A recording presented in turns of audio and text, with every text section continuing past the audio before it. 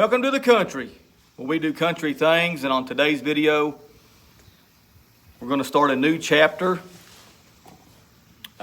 in my life and a new chapter on this farm. I was given the opportunity yesterday to not have any outside employment. So today is my first official day of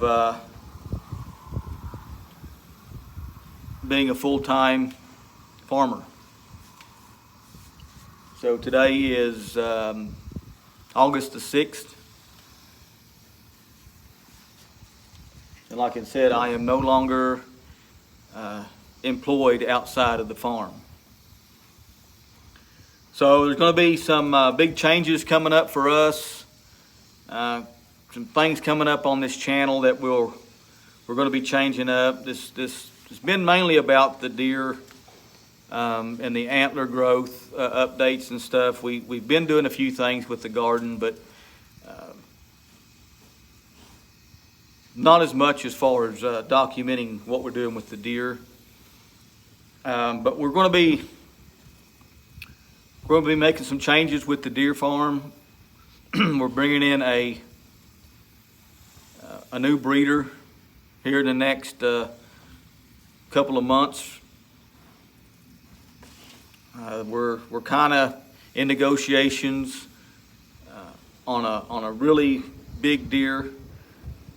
That's a yearling buck. It's a world-class whitetail deer that we feel like is going to really help our breeding program tremendously. Going to help our farm be more productive and more sustainable, and hopefully that I can draw an income from, since I don't have any outside income anymore. I need to build this farm up to make it profitable for me to stay on the land and make a living off of this farm. So can't talk about it too much right now, but we're gonna bring that deer to you hopefully within the next couple of weeks, and just show you guys exactly how big this deer is and how special this deer is.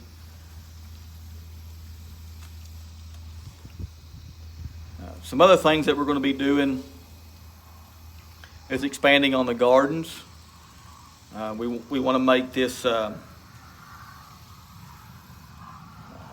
profitable vegetable garden, a vegetable farm.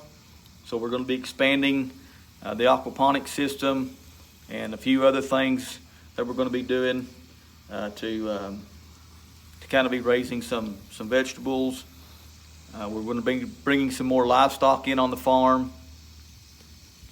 So right now the farm in total is about 130 acres or so, mostly in grass, and we have no livestock other than these deer that are actually on the farm. So we have a lot of room to grow as far as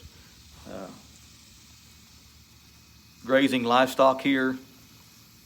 We're mainly thinking we're going to do some goats.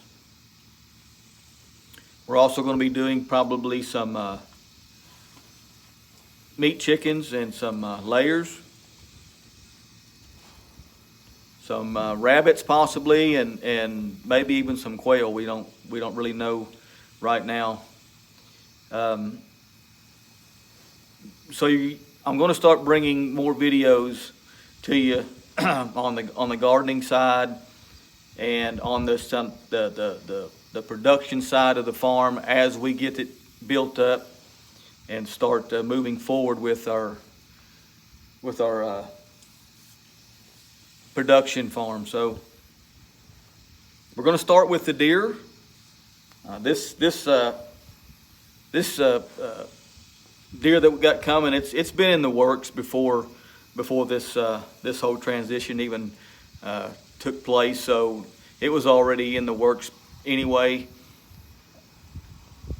But it's just another step for me to be able to make a living off the land and be here with these animals all day, every day. And I want to bring you guys along for the journey as well as document it for myself. So what I'm going to do here is take you guys outside the deer pens here and kind of show you the expansion part of what we got going on with the expansion as far as just adding to the pens and what we've got planned with that pen and stuff like that. So I hope you guys enjoy the new videos and join me in this adventure of actually building this farm up to be a sustainable, profitable farm. So let me get this camera turned around and then I'll be right back. Okay guys, so basically what we're doing here is expanding the deer pens to the east another 45 feet and then another 300 feet to the north. So what I've got now is all of the corner posts concreted in. I still got to do all the angle braces and drive the T-post and hang the or stretch the wire.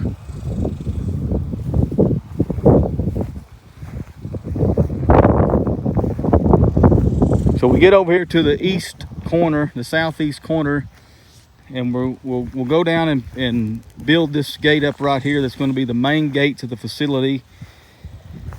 This is where we'll be able to back the trailer in and stuff and load out and unload any deer that may be coming or going.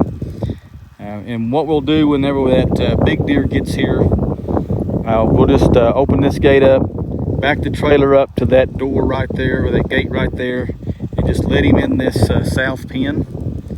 And he'll be in this south pen all winter long with whatever does that he's going to be breeding this fall. And then come springtime, what the plan is to house all of the bucks together, then house all the does together. Kind of what you see in nature and white-tailed deer is the bucks are in bachelor groups all summer, so they don't really hang out with the does too much. They kind of hang out and they're buddies all summer long until kind of the rut comes, and then they want to fight and stuff like that. So we want to try to mimic that as much as we can here.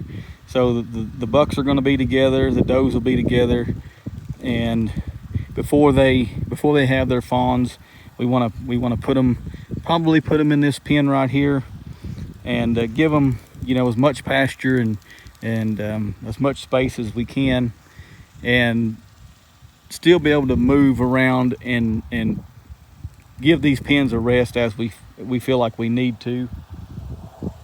So that'll be 2 pens will be occupied all the time, and 3 pens will be open, and we'll just move these deer around the facility as we need to. So as we look over here to the north,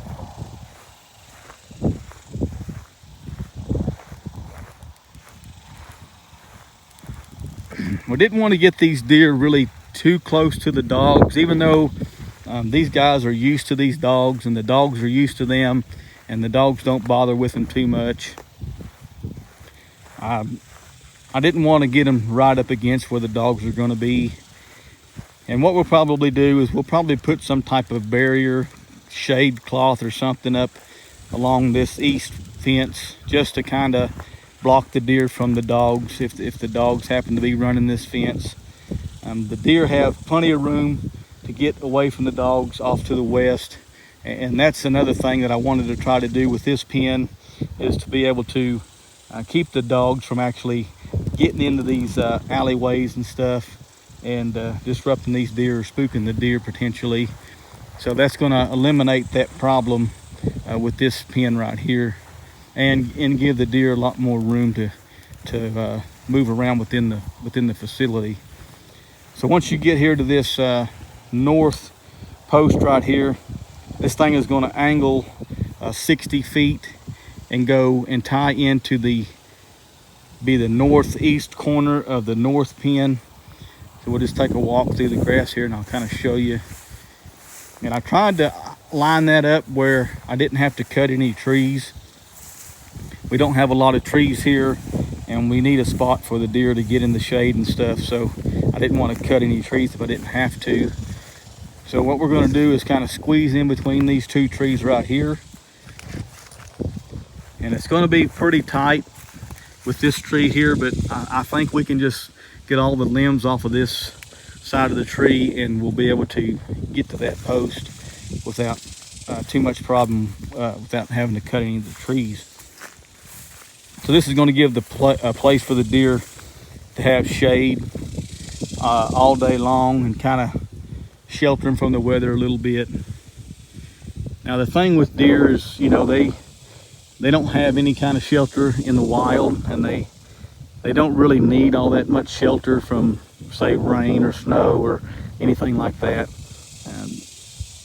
They're designed to be out in that type of environment.